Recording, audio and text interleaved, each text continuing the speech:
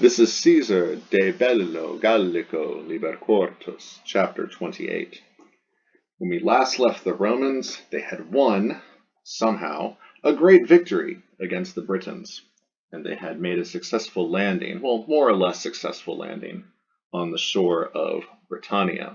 Not all of the ships made it across the channel, and that's what this chapter is about. What did happen to those 18 other ships that were meant to convey the cavalry? For as Caesar said, the loss of the cavalry in the previous battle was the only thing that failed him in regards to his earlier success. So we start off with his rebus, like usual, pace confirmata, macron over the final A. Post diem quartum quam est in Britanniam ventum, naves duodevigenti, de quibus supra demonstratum est, quae equites sustulerant, ex superiore portu leni vento solverunt. So his rebus, because of these things, these affairs, all of these matters, due to all of these matters. In the previous selection, we were talking about how the chieftains of the Britons had ordered all of their peoples to go back to their fields, and that the chieftains themselves had begun to gather to Caesar in order to commend their states or to surrender their states to him. Pace confirmata is an ablative absolute. Both are in the ablative, both are singular, both are feminine. Pax pac is feminine, pace, and confirmata from confirmo, to declare, confirm. It's a perfect passive participle. Your training wheels translation is with peace having been declared, confirmed, because of these things, because of these events, due to these events. This is probably temporal. So we could say when or after peace was confirmed because of these events, due to these events. Post diem quartum, after the fourth day. It means on the fourth day after, quam est in Britanniam ventum, in which there was a coming. It had come, est ventum, ventum est, in Britanniam, to Britain. Remember that Latin is much more comfortable with the passive voice than English is. We've already seen recently, pugnatum est acriter. It was fought fiercely. It was fought harshly. We could translate that just as an English noun. There was fierce fighting, in which point you would change the adverb acriter to an adjective. So you would say something like pugna erat acris. Here we have it was come, or there was a coming, or you could say arrival into Britanniam. So you can translate it as the Latin verb, as a passive. It sounds awkward in English. It sounds better to translate it as an English noun. So on the fourth day after the arrival to Britain, the arrival at Britain, naves duodevigenti. This is our subject, naves, nominative plural feminine, from navis, navis feminine. And that is duodevigenti, 2 from 20, which is 18. You can see the 10, the 5, and then the 1, 1, 1. That makes 18. So the 18 ships, de quibus supra demonstratum est. So concerning which, de quibus, the antecedent of the relative quibus are the naves. The antecedent, or the relative, must agree with its antecedent in gender and in number, not necessarily in case. The case of the relative comes from how the relative pronoun acts within its own relative clause. So you have de quibus. De takes the ablative, concerning, about, concerning which ships, the 18 ships, concerning which supra demonstratum est, it has been, another passive, it has been mentioned, or it has been talked about, pointed out, demonstrated, supra, above, in a previous chapter of the text, above the scroll. So the 18 ships concerning which it has been mentioned above, concerning which mention was made above, about which we mentioned above. Quae equites sustulerant. Once again, the quae, the relative, agrees with the antecedent naves, only this time quae, like quibus, being both plural and both feminine, to agree with its antecedent naves, whereas naves is the nominative subject. Quibus is ablative because of the preposition de. Quae is going to be nominative. This is another relative clause in which the ships are the subject of sustulerant. which ships had sustulerant, had carried or conveyed. That, remember, that's from tollo, tollere, sustuli, sublatus, kind of an odd verb. Which ships had conveyed the cavalry. The equites, accusative plural masculine, from eques, equites, masculine. Ex superiore portu. Superiore agrees with portu. Both are ablative separation with the preposition ex, from the upper harbor, from the harbor that is superior, the high ground. I have the high ground, Anakin. This is referred to in chapter 23 of book 4. Only Caesar called it ulteriorem portum. He told the cavalry that they would have to go to another port. In chapter 23, it was ulteriorem portum, to the further port. Now he calls it the superiore, the upper port. He means the same one. He's just calling it a different thing in the chapters. Leni vento. Leni that's an ablative, third declension adjective from lenis, lene, meaning light. We get lenient, leniency, light, kind of soft, not harsh. Vento, from ventus e masculine, wind, that's an ablative. Solverunt. Solvo is the usual verb, meaning to push off from land. When you're on a ship, you cast off. Solvo means to loosen or to untie. It refers to untying the mooring line or the cord from the dock so that you get on the ship and you push off from the dock or push off from the beach. So they pushed off. They took off from the upper port, leni vento, with a light breeze, with a light wind. So the wind was not blowing very hard. It's very light wind. So they're probably not going very fast. They could break out the oars, but it's a gentle breeze. They have good weather.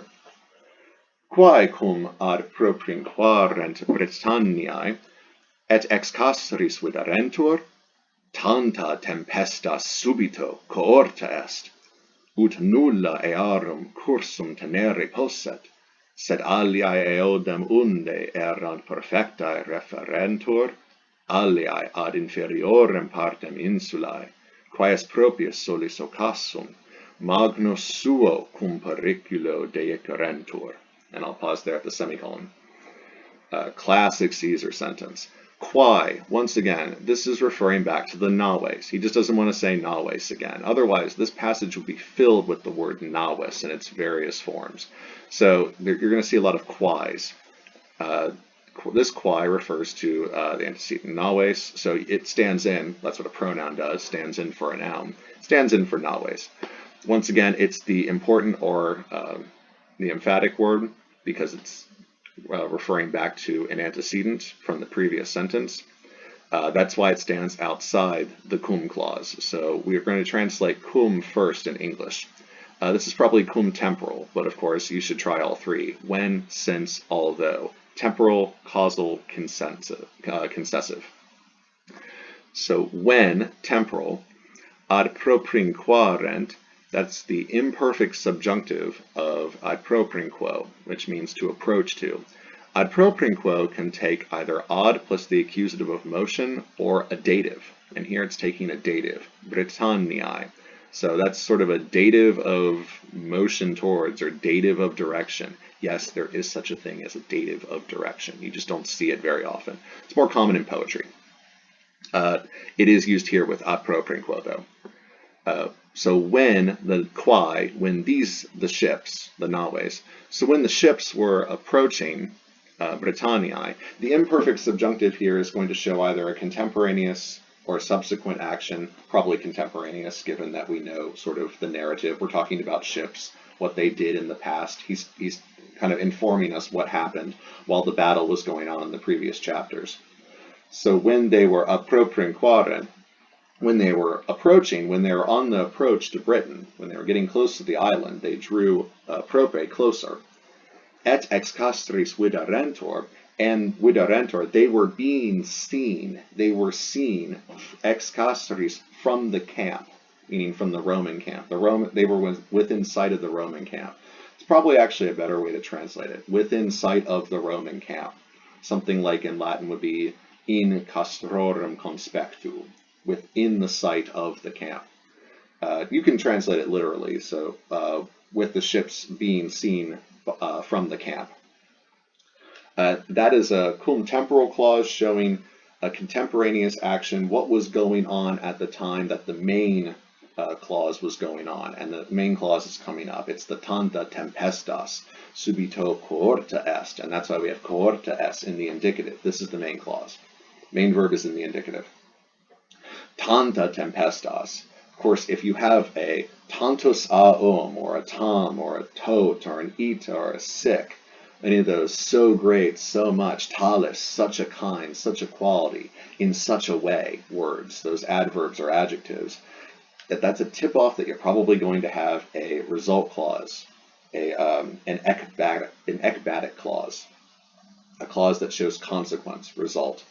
And that is what the ut is doing there. So tanta tempestas, so great a storm, such a storm, a tempest. All of you should have read The Tempest, the Shakespeare play, if you were here in 7th grade.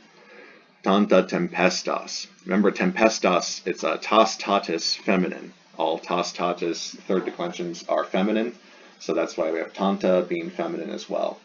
Remember, tantus aum stands in for tam magnus.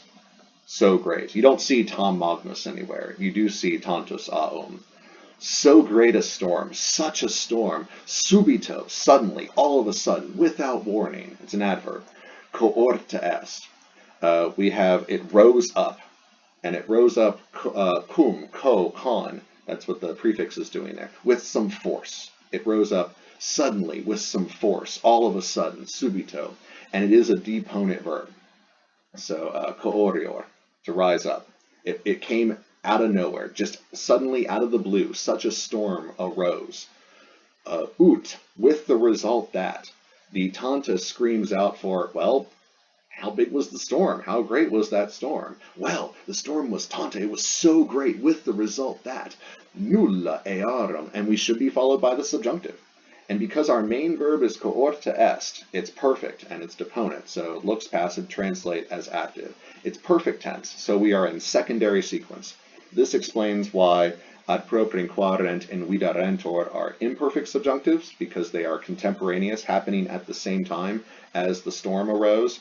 So the Romans on the shore, they're watching the ships get closer. Hey, look, it's the ships. Oh, wow, the 18 ships that we left behind. Wow, it's been like 4 days. Oh, my goodness. Suddenly a storm arose. Oh, my gosh, there's this big storm. Such that, with the result that, nulla. Nulla is standing in for a naves, so no ship, not a ship, not a one of the ships. Earum, and that's what the earum is doing there, standing in for navium. None of them, none of the ships, nulla earum, no of them, no ship, cursum tenere posse, was able, possum posse potui, which of course screams out for a complementary infinitive, tenere. No ship was able to hold her course. Remember, ships are feminine. To hold her cursum, her course, because of the storm. They got battered around a bit. The result of the storm, such a big storm rising up, was that no ship was able to hold her course. Said, but alii, and of course, if we have one alii, we're probably going to have another alii. Alii eodem unde erant praefectae referentur alii. There we go. They are coordinate. Co-relative. They co-relate. So some others, and once again these refer to the naves. So some naves, some ships, and then the second alii, other ships. It shows what happens to some, what happens to the others. But some ships, alii, they eodem unde erant praefectae referentur. So unde, that's going to be a relative, and its antecedent is eodem. We have eo just by itself. Eo is an adverb meaning thither, to that place, over there. And the dem, the dem, means the same. So to the same place. But some to the same place, to that thither place, that same place. And then the unde explains which place that was. Unde, whence, from where. Please do not say from whence. Whence already has from in it. If you say from whence, you're saying from where. Just say whence or from where. To the same place whence profecti erant is the way you usually read that. It's just erat profecti. They had profecti from proficiscor. They had set out. Once again, deponent verb. Looks passive, please translate as active. It's pluperfect. But some, to the same place whence they had set out, from where they had set out, referentur, they were brought back. Refero. It's re, back, and then fero. They were borne back. Imperfect subjunctive, because it goes with the poset. We're still in the result clause. Still showing the result of how big that storm was. The result was that some ships were referentur, were brought back eodem to the same place from where they had set out. Alii, other ships, ad inferiorem partem insulae, ad plus the accusative motion towards, to the inferiorem, that doesn't mean lesser, it means just the lower part of the island. So they were heading towards a beachhead that was south of Caesar, the lower part of the island, and then he clarifies that also means quae est propius solis ocassum, which is closer to the west. So you can translate this whole thing as some towards the southwest portion of the island. Go ahead and translate that whole thing to the southwest portion of the island. The Romans have very paraphrastic ways, roundabout ways of talking about, or pleonastic ways of talking about directions, especially cardinal directions. Magno suo cum periculo deequerentur. Magno suo cum periculo, all that goes together. Hopefully you recognize it as an ablative of manner. It's just got an extra suo in there to describe who's in danger. Whose danger is this? It's their own. It's the ships. It's and the crew. You're used to seeing magno cum periculo as your usual order for an ablative of manner, with the adjective, the preposition cum, and then the noun and the ablative. Caesar is once again following the Latin grammar that you were taught as a child.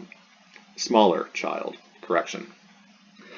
Deequerentur is your verb. It is parallel with referentur and poset. No ship was able to hold their course. Some were brought back to where they had set out. Others deequerentur. You can hopefully see de iaccio. They were thrown down. They were cast down, and it's passive. So the ships didn't do the casting down. They were cast down. They were cast down. That's where the ad comes in. Ad inferiorem, to the southwest portion of the island. Magno suo cum periculo, with great danger to themselves, with their own great danger. They were also in great danger. Probably in greater danger than the ones that were just carried back to where they were. Hopefully they didn't run aground of any rocks or any other impediments.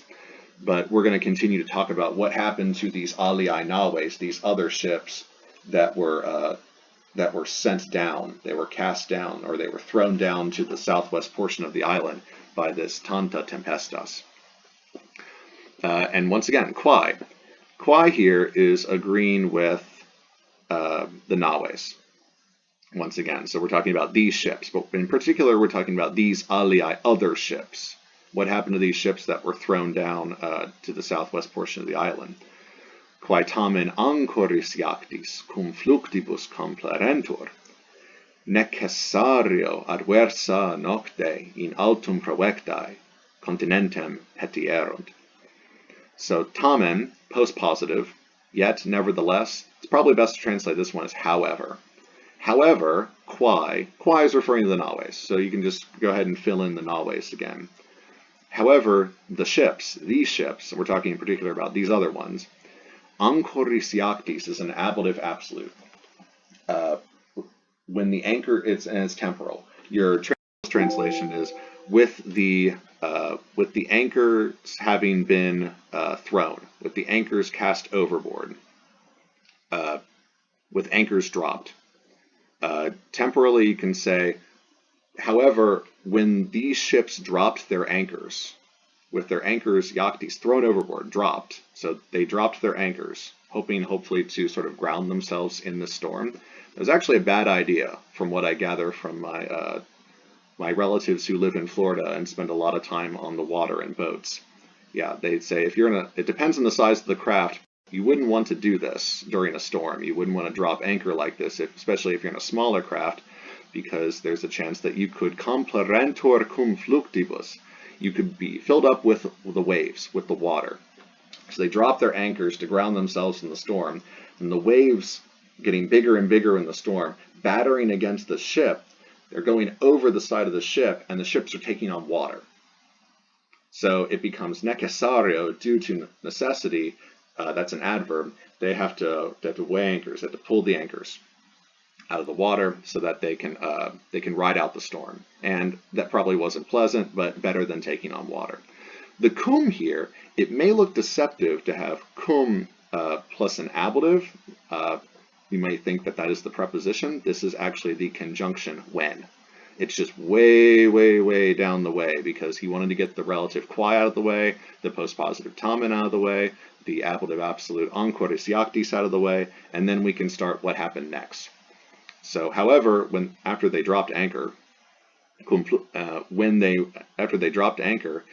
were complerentur, were filling up fluctibus by means of waves with water, necessario, due to necessity, adversa nocte, in altum provectae.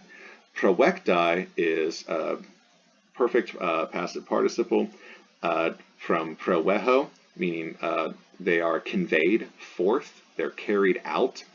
In the notes, I do believe I said in altum provectae means conveyed to the deep, meaning they were carried out to sea. Due to necessity, they were carried out to sea adversa nocte, in an adverse night. Adversa, put a macron over the second A, adversa green with the ablative singular feminine nocte, in an adverse night, with the night being bad.